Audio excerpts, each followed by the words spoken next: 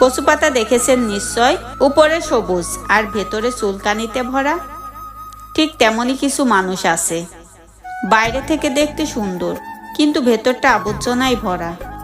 সাপ দুধ খেয়েও বিষ উগরে দেয়, আর গরু ঘাস খেয়েও দুধ দেয়।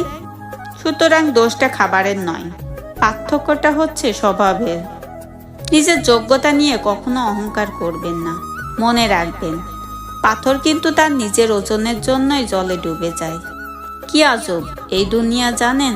যার চোখে ঘুম আছে তার কাছে ভালো বিছানা নেই, যার কাছে ভালো বিছানা আছে তার চোখে ঘুম নেই।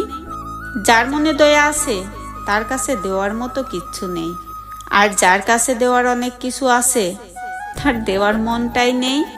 যে সম্পর্কের কদর করে তার সাথে কেউ সম্পর্ক করতে চায় না, আর যে সম্পর্কের কদর করে না তার সাথে সবাই সম্পর্ক রাখতে চায়। যার পেটে খিদে আছে তার কাছে পর্যাপ্ত খাবার নেই, যার পেটে খিদে নেই তার কাছে খাবার নষ্ট করার মতো প্রাচুর্য আছে।